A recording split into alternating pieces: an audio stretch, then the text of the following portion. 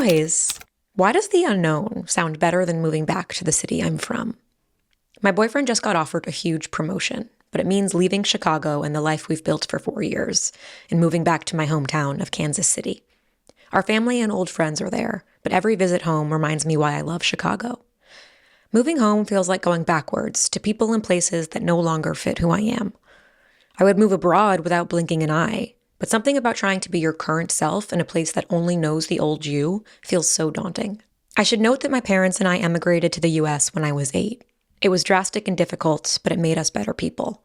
My parents have always encouraged me to go far away and explore because I already know what home is like. Surely that has something to do with how I feel. My boyfriend was ready to marry me yesterday, and there are no concerns about our commitment to each other. We want each other to be happy, and I know he would decline the promotion for us. But Hayes, this is a really big opportunity that could open some amazing doors for him. I'm afraid he'll pass on the promotion without my enthusiastic encouragement to take this leap of faith. We'd both be sad to leave the life we've built so carefully, but I think moving is what's best for him and our future financial success. Should I put aside my hesitation and dive into this new adventure? Why am I so afraid of moving back home? Yours, the opposite of homesick. So when I was picking the letter to answer today, I saw this one and I almost didn't answer it because it's like so close thematically to what I am going through in my life now as Brian and I figure out where we're going to navigate leaving Los Angeles and going home, wherever home is, whatever home means. And there was a moment where I'm like, maybe I shouldn't answer this one right now because it's so emotionally charged for me, even though our situations are different. But then I'm like, you know what, fuck it. Being emotionally charged is a good thing and it's top of mind. So I'll start by saying I really relate to what you are experiencing. I know so many people are asking themselves the same questions of what is home? What is my relationship to the place where I was raised or the many places that I was raised? What do I want? Am I making choices that are aligned with the best version of me, the version of me that I know I am deep down? It's hard and it's overwhelming, and I appreciate how much thought you're giving this and how much thought you have given it. It's not for nothing. I don't think you're overthinking anything. I think these are real questions. Congratulations on your boyfriend's promotion. It's so funny, like promotions. It's really frustrating when good news is coupled with having to make a difficult choice. Like, wouldn't it be easier if the good news was just good news? Like, here's a boatload more of money and you don't have to make any changes and you don't have to take on any new responsibilities. And we're just so grateful that you're here. So here's more. It would be so much easier if that was the case. And this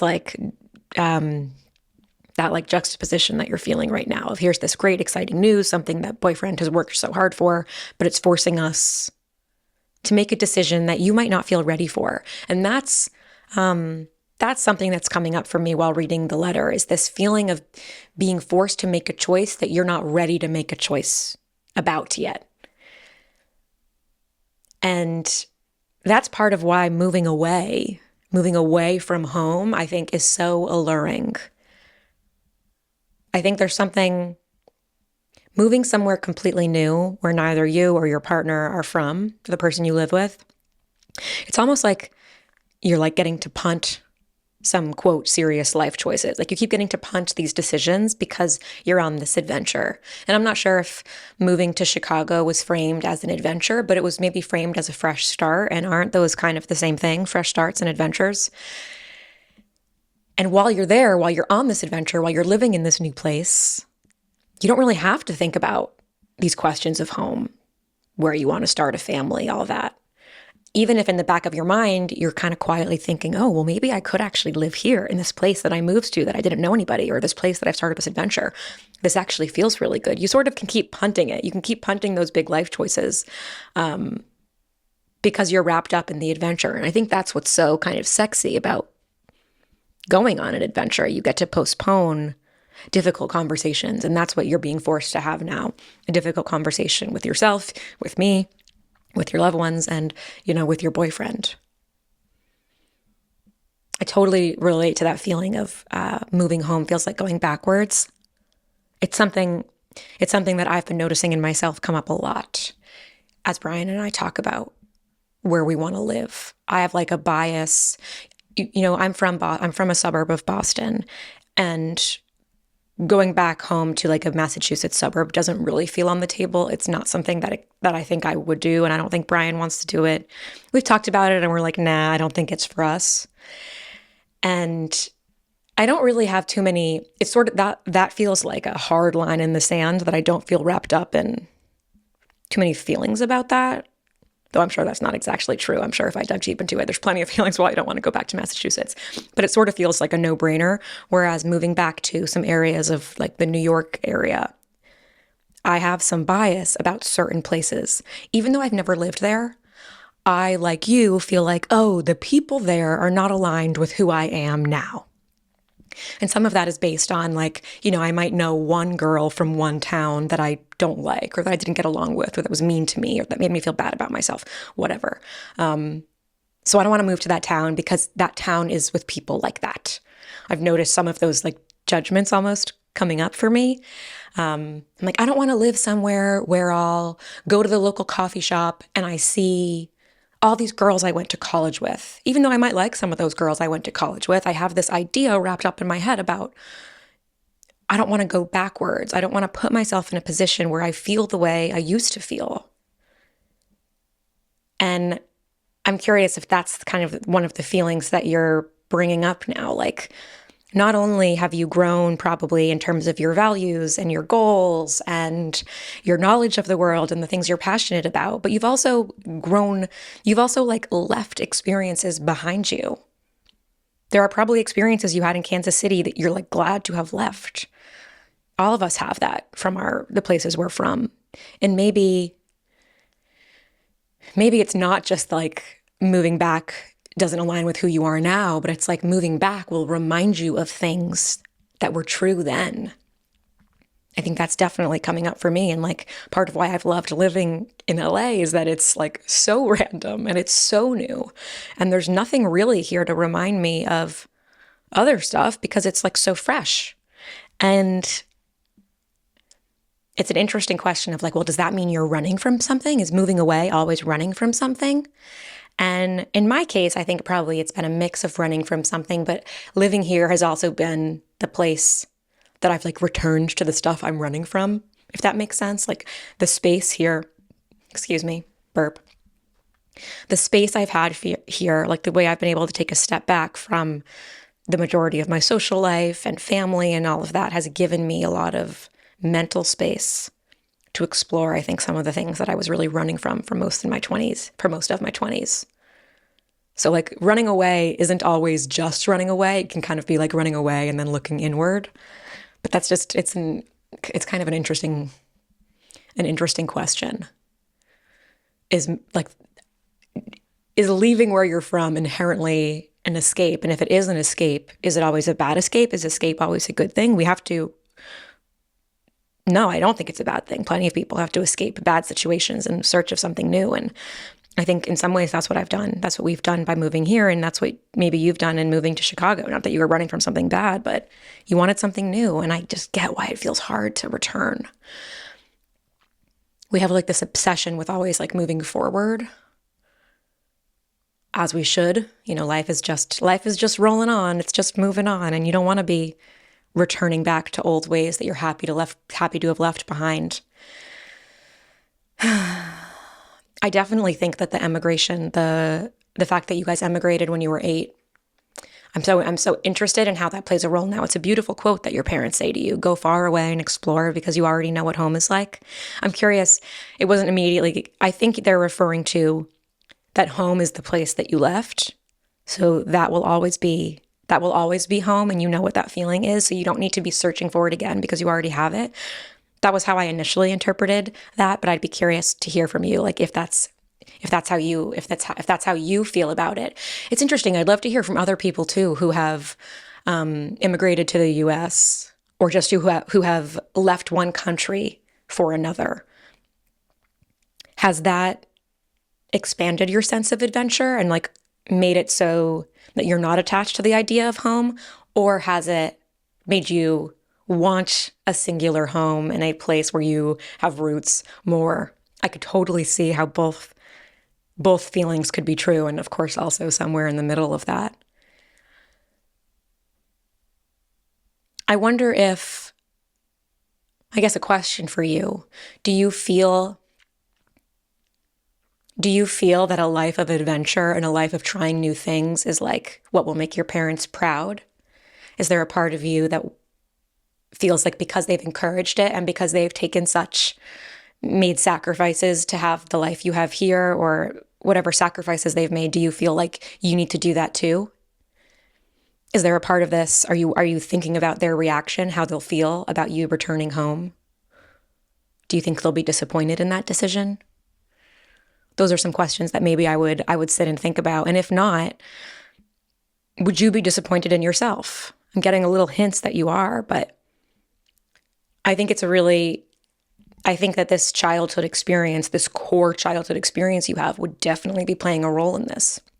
Especially if you're at the point in your life, in your relationship, in your career where this latest decision to move feels like, the big one, like the big move, the move where you're deciding your future and where you're gonna build a home. I can totally see if these questions are coming up for you now. And I also wonder if you can think a little bit more about that like 8-year-old self, or that, 8 to 15-year-old self. When you first arrived here, like can you try to remember, like, what were your feelings about home at that time? You mentioned that the change was difficult and drastic, but it made you better people. Like maybe spend some time journaling or talking with your parents or talking with your boyfriend or anyone you're close with, like trying to speak to her a little bit. And I know it sounds a little woo-woo, but I've been doing a little bit of this, like try to imagine how my younger child felt in certain situations. Like you're very quick to label this, like it was difficult and drastic, but it made me better. I notice, while I did not emigrate to the US, I notice that I do that about a lot of my childhood experiences. It was really hard, but it was for the best. Like that is a phrase that I resort to a lot. And I noticed that you did it here. And both things can be true, but I think we sometimes jump to it was for the best without leaving space for the drastic and difficult. And I wonder what else is lingering for you there. Because you're right, surely it has something to do with how you feel. And that, 8-year-old version of yourself, or 8, 9, 10, 20, she deserves for her feelings about home to be heard. And maybe if you listen to her a little bit, some of the intensity about this decision, you might have a little more understanding, or maybe a little bit more perspective, or a little more softness for all the complexity that you feel. So that's one thing I'll say. I loved your line about your boyfriend was ready to marry you yesterday. I totally get that. I appreciate you mentioning it because, of course, like there's always the question. I'm not getting that sense from reading your letter, but there's always the question of, is this like a turning point in your relationship? Is this the time when you guys decide, oh, we're actually not right for each other, whatever. But I'm, glad to hear and happy for you that you two are a team and that you want to make this decision together, which I would remind you now, you're going to make this decision together. And even 5 years married, 11 years together, like there are still sometimes times when I have to be reminded that Brian and I are on a team. And I sometimes spend all this time thinking about his feelings and what's best and by myself. And then I have to remember that we are a team and we're going to make the decision together.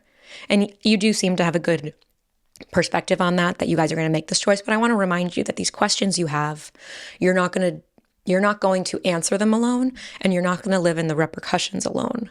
You're going to go through this choice with somebody by your side. It's, I'm thinking about, you mentioned like he would decline the promotion for you. I know that feels like a lot of pressure.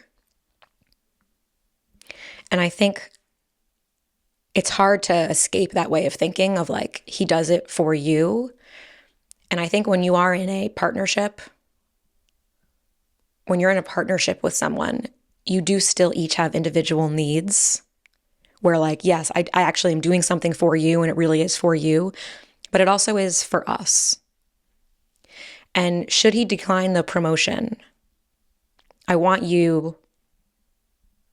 want him to decline the promotion for the both of you, not just for you. And that might take some time. I think that's something to address together, that whatever choice you make, it's for the us. And it might be something, whichever way you go, that you as individuals have to work on that mentality. Like, let's say you decide to stay in Chicago and not take the Kansas City. You letter writer are going to have to make sure that you're not taken in guilt and shame about the fact that he made that choice for you, because he didn't make the choice for you. He made the choice on behalf of you as a team, because you guys weighed together the pros and cons, and you decided that even though it could be more money and maybe a simpler life in terms of our finances in Kansas City, we love our life here. And it's okay if we have to work a little harder, or we will have a little less money. We can have a little bit of our house won't be as big, whatever. You're going to weigh those choices together. I think that there could be some fear here about, that big R word, resentment. I was just talking with a friend this week about resentment, and I might have mentioned this on the podcast before because it's something I've thought a lot about. I think that we fear resentment in our relationships so much because it's been built up as this word that we can't overcome. Like, once resentment enters your relationship, you're fucking doomed. But I refuse to believe that that's true, because I think resentment is just like any of the other feelings, and it is very easy to feel it, especially as the decisions you have to make as a couple or as a team or as a family become more serious and impact more people. Like, resentment, it's not a feeling that you want to feel, but it is a feeling that might come up, and it's something that can be worked through. So I just want to throw that out there in case that's something you're scared of. Like, you're scared that if you stay, he's going to resent you, or that if you go, you're going to resent him. Resentment might come up, but it will be something that you can deal with. And I think that by really making this decision together as a team now, there won't be resentment in the decision-making process. And maybe it's a word that's worth bringing up right now while you're talking about this. Your fears about resentment. I might have just completely placed those on you. Feel free to swap out the word resentment for whatever it is you're scared of. If there are big feelings you're scared about for you as a couple, say them now. Talk about them now, and give your boyfriend space to name his too. Maybe he really does think that Kansas City is the right choice, but he's scared of how you're going to react, or he's scared of how you're going to feel. You don't need to be in solutions mode yet, but maybe giving each other real honest space to communicate honestly about what this is bringing up will be good. I also want to tell you that I don't know if your next choice has to be permanent. I think there's something that feels really fucking permanent about leaving an adventure to go back home. So even as I'm saying it, I'm like, because everyone's saying that to me right now about my move, and I don't fucking believe them. It's like, of course it feels permanent when you're leaving a place that you have built something new to go back to something that you left. Of course, that type of decision feels more like intentional, like you're putting roots in the ground. Like, it's hard to treat going back to your hometown or your home city, your home turf, as an adventure. But I think that maybe the solution for both of us is going to be to really try to treat it that way. If you do decide to go home, I really think I see the value in taking a step back from being like, okay, well, I guess I'm going to buy a house here, and I guess I should check out school districts, and I guess I should make a new group of friends who could maybe be my mom group one. Like, you don't have to do any of that. And I know it's hard to resist that feeling of like, this is permanent, so I need to have a permanent attitude about it, but we don't. Like, really sit with that. Whatever choice you make, you don't need to be making the choice forever. And I think that maybe saying it out loud, like getting in the practice of saying out loud, is going to come faster than believing it. But maybe that's how we build new beliefs. We repeat them to ourselves, and then we make decisions in accordance with that instead of just letting our feelings run the show. The money piece, let's talk about the money piece for a second. It's a really hard balance, because we cannot ignore the reality of needing money and of the comfort that comes from having financial stability and financial success. And you might very well need to make the choice for financial reasons. And we could, you could make every choice in your life based on what's going to give you more money. And I don't know if the choices to make more money are always the choices that equate to a happy, meaningful life. Now, there's so much fucking nuance in there, of course, and I think there is time to, there's like a moment to make the financially responsible or like the, I don't know, the better financial choice. And then there's a moment maybe to take the more financial risk. And that's so personal and so individual. And, again, some people live their entire life making choices for what's going to be financially better, while others live their whole life taking financial risk. And it's like a really a confusing additional part of this. Like, do you want the life that's going to make you the most money or make you the most financially secure? Or do you want a life that you're going to maybe feel happier in, but have more financial instability? And I don't think you're even saying financial instability, but I feel like the financial promise of this promotion is what's making it feel like the right choice for you, right? Like, that's what this is about. Can you guys think of another reason? It opens some other career doors for him, right? Do those career doors mean more money, or are there like other, in the field he's in, are there other types of ways to achieve success and have achievement that are not related to money? Because let's be honest, like a lot of careers, the promotions, and we talk about those amazing doors, what we're talking about is more money. Whereas in other careers, it's not necessarily financial gains that you get when you work up the ladder or whatever, those doors open. It's like notoriety, or I don't know. I don't even know what they are. A lot of the times it's fucking money. And again, maybe that's a good reason to do this, but maybe it's not.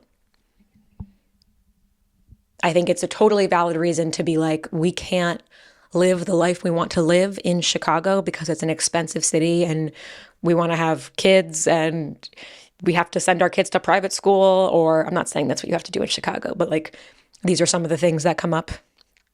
These are some of the things that come up. Like, if you don't think you could afford the life you want in Chicago, I can see why moving back to Kansas City because there's a job that would make more money. I can see why that is a reasonable thing to do.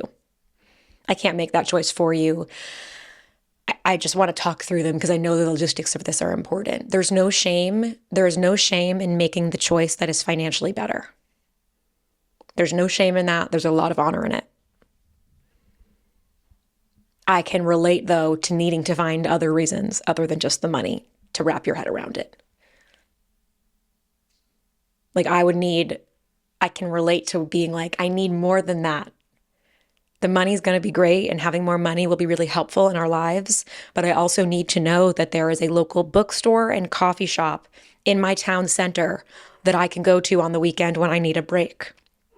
I also need to know that there are places where I can make friends that are not just the girls I went to high school with. Like, I would need more. And maybe as a little activity, you can start to imagine the ways that you could live in Kansas City that could feel right for you. Even just as a thought exercise, without any pressure of needing to do it. Like, maybe spend some time trying to think about, okay, what could this look like in a way that I think I could deal with, maybe even be excited about right now. Because I do believe that there is a version of this situation that you can be excited by and that you will be excited by, even if it includes moving back. And I believe that because I believe it for myself, and I'm going through a very similar thing. I have to believe that for both of us. I have to believe that for everybody listening, that there is a version of the hard choice you have to make that you can get on board with and even feel excited about. But it might not. The other thing I've been sitting with that I want to share with you is that you might make this choice and it might not feel right. Like, it might not feel, you might decide to go to Kansas City. And when you guys make that decision together as a couple, you might still be uncertain about it. You might still be nervous about it. You will definitely still be sad. I'm not sure if you'll have that moment of clarity feeling that's just like unbridled joy and certainty. I do think you will have a moment of clarity through your discussions with your boyfriend about what the right thing to do is, but it might be like, this is the right thing to do and we hate it. This is the right thing to do and we're really sad about it and we're not sure how we're going to feel about it. It might feel like that. And I want you to make space in your life right now for that to be a possible outcome. That's how I currently feel about our conversation about leaving LA. Like, I do feel that it's right, but I really don't like that it feels right. And I don't feel particularly excited about leaving. And I feel very sad and I feel very scared, even though I also feel it's right. And I hate sitting with that discomfort. I prefer to feel both clarity and excitement about my choices, but we can't always feel that way. And I want you to know, if you get to that point, either decision, either staying in Chicago or moving back to Kansas City, it is okay if you have clarity in your decision, but the clarity is not coming with excitement.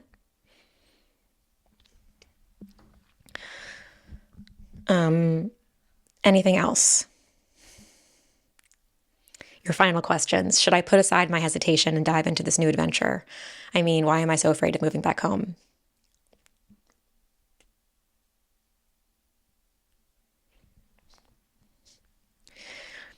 All right.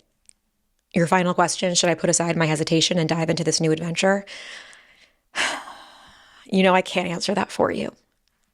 I can't answer that for you, but I am confident that you two will decide together and that you'll be able to deal with whatever is on the other side of this decision.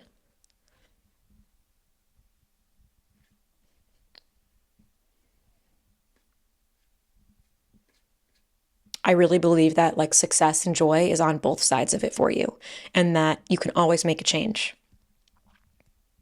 And you don't need to rush into the forever part. That's probably the biggest thing. Whatever choice you make does not need to be a statement about the rest of your life. It's just a choice you're making right now because that's what you and your boyfriend have decided is best for your life right now. And your right now, the rules of life, the rules of everything are that whatever is right now is going to change. So take some of the permanence of this away, okay? I relate to you, I empathize with you, and I hope that something in there gave you some comfort and maybe some clarity. Thanks so much for writing in. If you're listening today and you want to send in a letter for us to chat about, hellohayesbusiness@gmail.com is the email address. Please send me your letters. Give this a review on Spotify or Apple Podcasts. 5 stars, please, if you had enjoyed it. It's a really helpful way to get those platforms to boost the show and send it to other people. Thank you guys so much.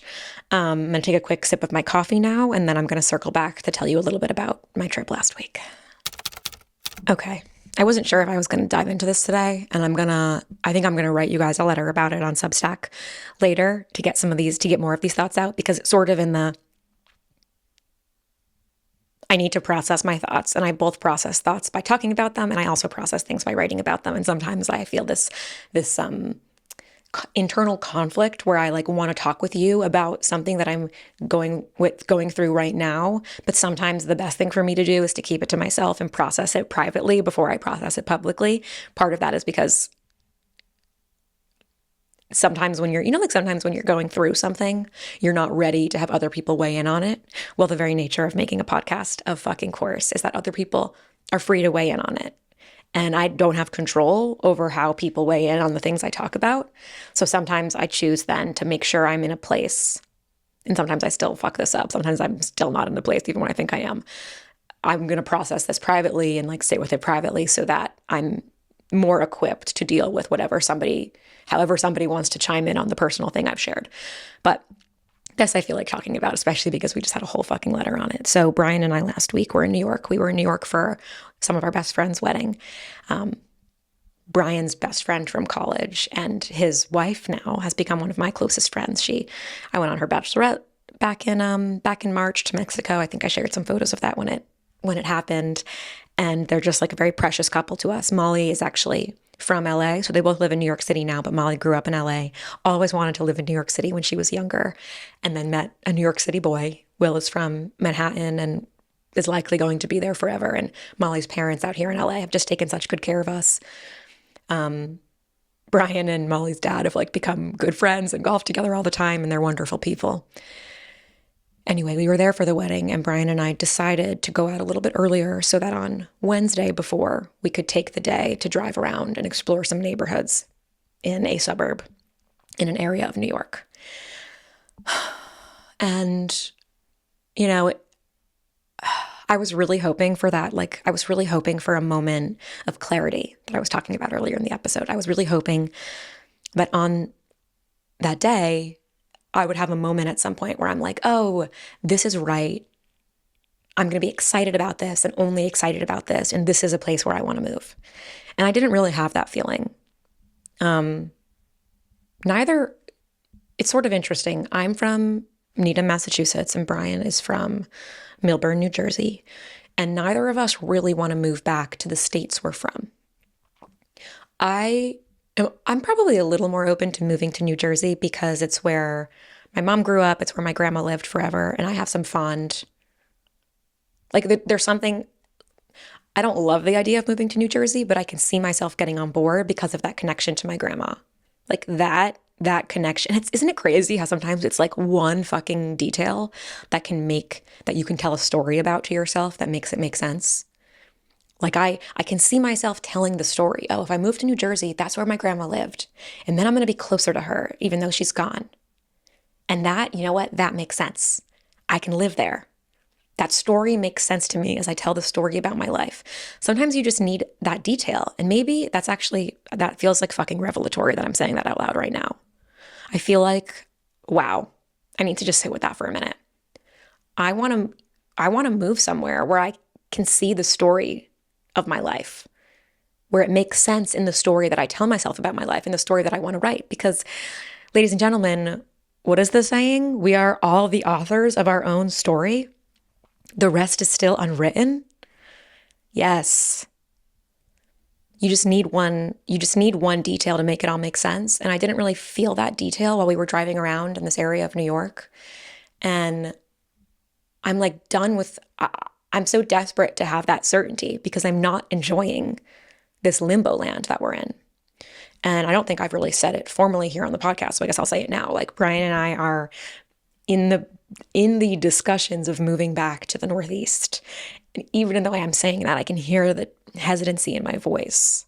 It's like we're in the beginning stages of having a conversation about potentially we are moving back. We don't know where we're moving back. There are a lot of things that have to happen before, but we are moving back likely this year, in the year of 2026. And I wish I felt more excited about that.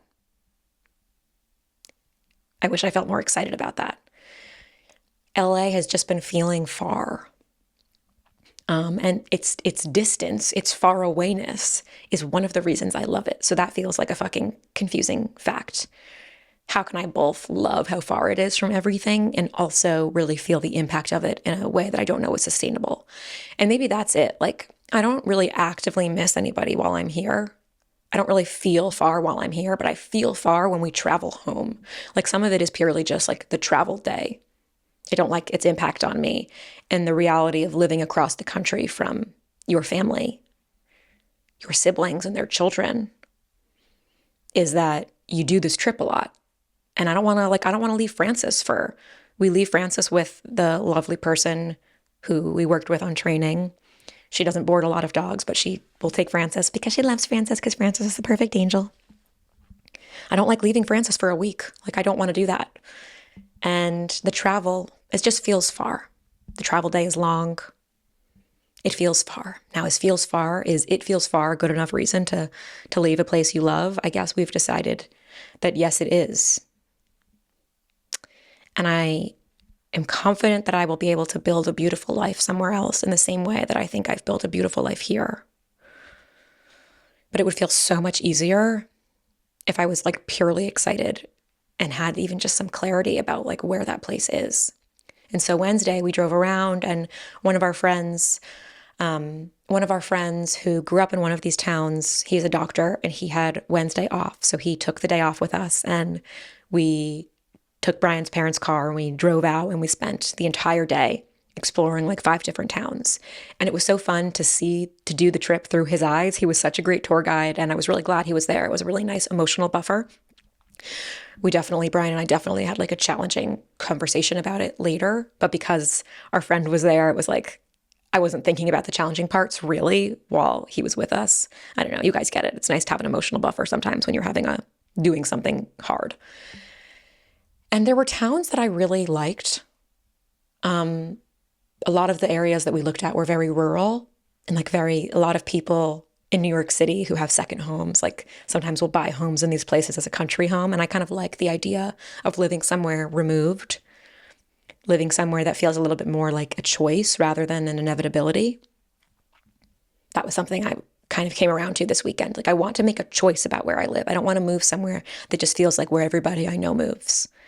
And maybe that's just me being stubborn in some ways. And I mentioned earlier in the episode when we were doing the letter, like sometimes it's just like a bias that's coming up. If I have in my head, based on one person I know, or like one thing I've heard about a town, I have in my head a story about what it's like to live there and I don't want to be a part of it. So I'm writing it off. And maybe that's stubborn, or maybe that's fucking smart. Maybe that's being intentional. I don't know. But it was a hard day. And it brought up a lot of, I think part of why moving and talking about moving is so hard is because it brings up questions of money. It brings up questions of children. It brings up money and children and like maybe other things for you, but those are the things it brings up for me. Like it brings up how it makes you look at where you are financially. And it makes you just like think about the future in a way that I'm not even sure is necessary all the time.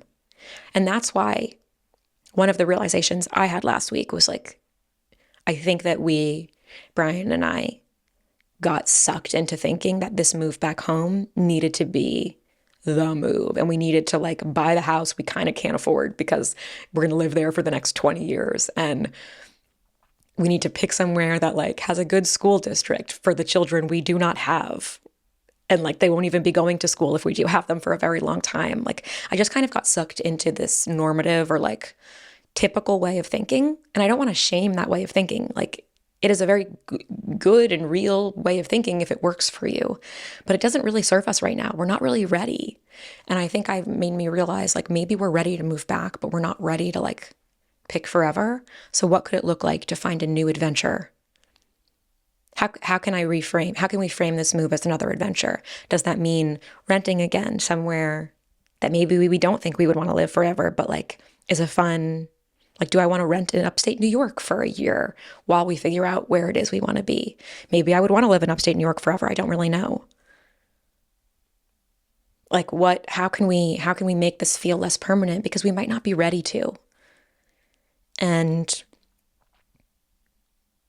the money piece is like the financial piece of it all is hard. LA is not a cheap city by any means, but we rent here and that feels more flexible than, putting down a lot of money to buy a house. And I think that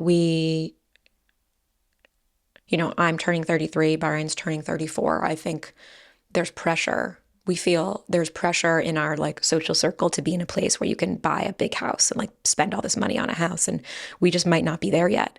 And it's not something we like love to sit and talk about because makes you come face to face with insecurities and those honest truths. But like, it's okay. Like, it's okay that we might not be ready. And I'm saying we might not because we also might be. Like, we have to, sometimes our emotions about these things get in the way of like the truth. And we haven't like actually sat down since this happened on Wednesday to like crunch numbers and like look at it unemotionally, which is an important thing to do when you're talking about moving and buying a house and all that. But it's just hard, you guys.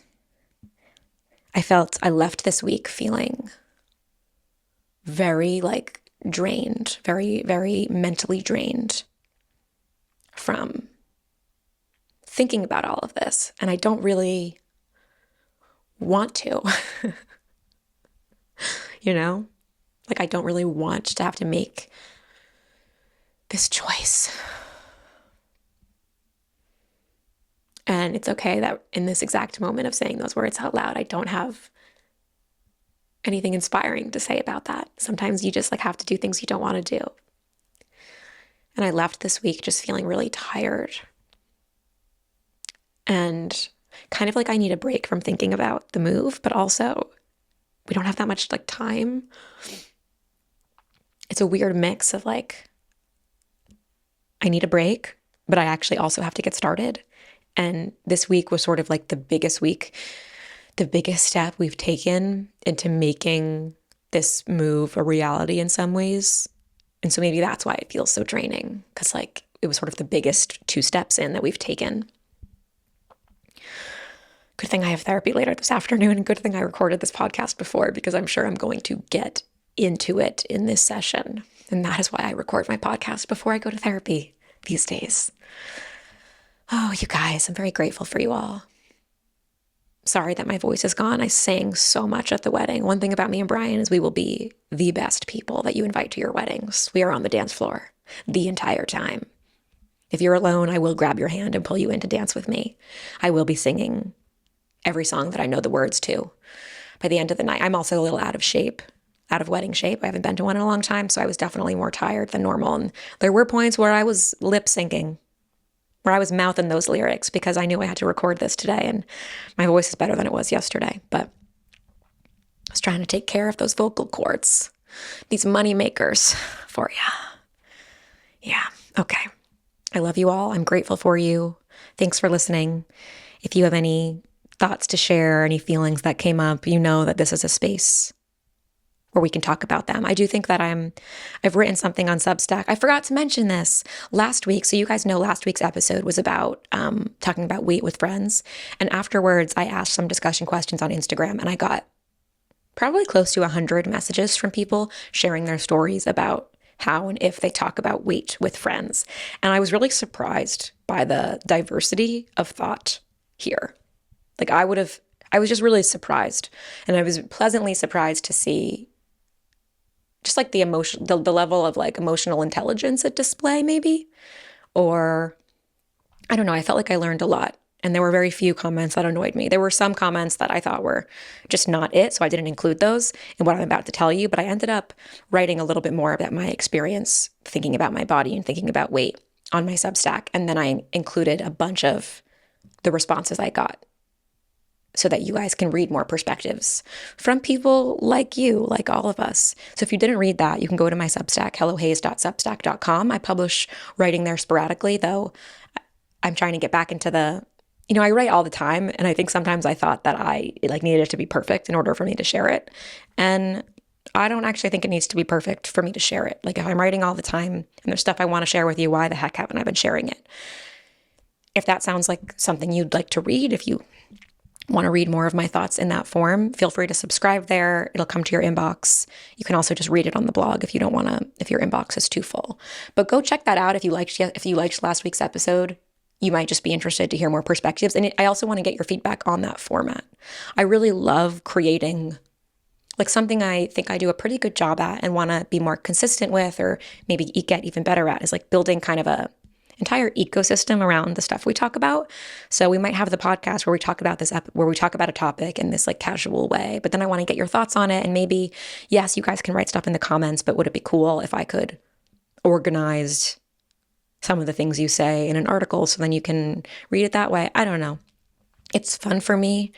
My brain, I really like thinking about a world building in that way, if you will. So let me know if you read the article, what you thought about it, if it was valuable to you, if you have any ideas. You guys know I make stuff for me, but I'm also making it here for you. That's enough for me. I'll see you guys next week. I hope you have a great, productive, joyful, restful week. I love you all, and I'll see you soon.